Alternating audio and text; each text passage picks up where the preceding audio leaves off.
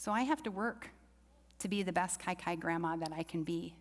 And my guess is, so do you. If you want to walk in faith, walk in the promises, and trust that this fall that we're going to have in Jesus' arms is not of the world. How do we do that? Well, let's just start by letting go. Let go. Surrender. Surrender the things that we believe give us joy, the things that draw us from loving others, forgiving others, and being the hands and feet in a crucified way of life, a way that offers ourselves to this world rather than competing and taking from it, a way of kindness and generosity and love. When we cling to our own desires, dreams, and goals, our own image of what is valued in this world, we leave no room for God's transformative power to shape our lives. No room for His will and desires, and I can't imagine living only in my power. That sounds and feels exhausting and heavy. So I surrender. I let go. And I invite God into whatever it is that is weighing me down, and I say, your will be done.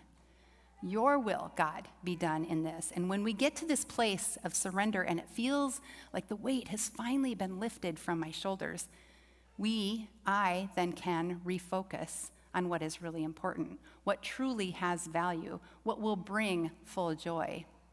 About 14 years ago, Jeff and I were building a home just north of town here. It was big, and it was beautiful, and it was showy and prestigious, and I can't tell you how much I desired that home. It consumed me. We had built several homes prior to that, but this one was going to be our showcase, and it had a financial price tag attached to it. And then the recession hit, and lumber prices went up, and our world came crashing down. We needed to cut back, but the world and our pride told us otherwise. We found ourselves financially strapped, bickering and snapping at each other all the time, and there would be days that would go by where we weren't speaking to one another.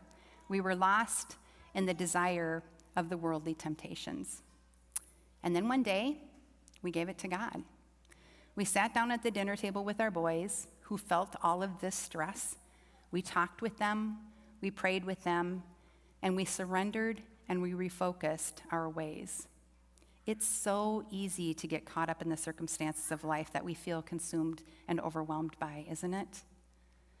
But when you step back and you look at the bigger picture and realize that this world is not our home, it can change the way we view our temporary circumstances here on earth. 2 Corinthians 4:18 shares, so we fix our eyes not on what is seen, but on what is unseen. Since what is seen is temporary, but what is unseen is eternal. When I read this, I am reminded that I have eyes to see life as it truly is, so I can refocus on what really matters, not the things that consume us or draw us away from the state that we are supposed to be living in. Is it important to be aware and even participate in the areas of life that can draw us away? Absolutely. And sometimes we don't have a choice. Sometimes the things that consume us are trials we should or would rather not participate in. The loss of a spouse, the loss of a child, the loss of a job, the breakup of a marriage or family or friendship, a business deal gone bad, an addiction that takes control of you.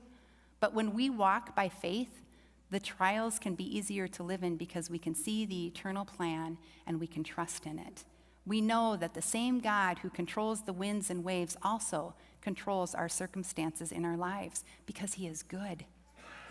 Is it always going to be easy? No.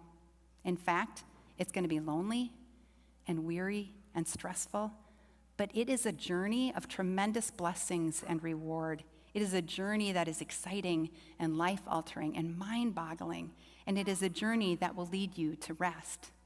Hebrews 4:10 reads, "For anyone who enters God's rest also rests from their works, just as God did from His." When we trust and live in faith, we rest.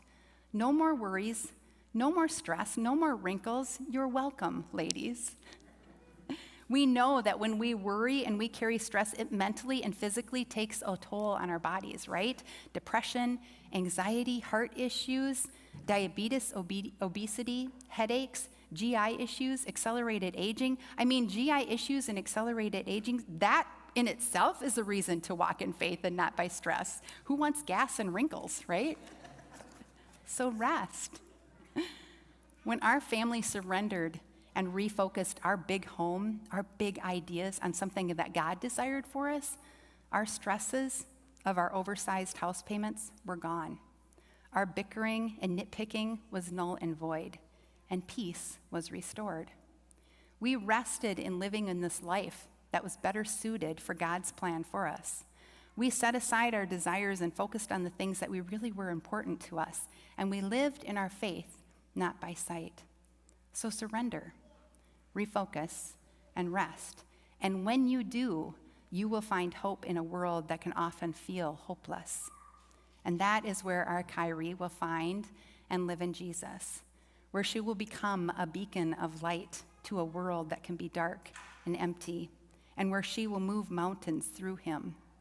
This morning when I came to work, I was still working on my sermon, and my friend Kirsten, who made my shirt for me, didn't know I was going to use this comment, that Kyrie is going to move mountains. But she made this little onesie for me that said, "Let me sleep, I will move mountains." God is so good. God works in so many ways. And this empowered me more to point out that God will move mountains when you walk this journey with him, when you live and walk in your faith and not by the sight of the world. And Kyrie is not the only one that needs Jesus' ways in this life. You do, and I do, and this community and this world do. Central, when we set our sights on him while we live in this in-between space, we will walk a journey filled with life's most treasured moments. They may not be filled with the earthly riches of this world, but they will be filled with fullness and his promises, and hope that tomorrow will be better than today. Amen.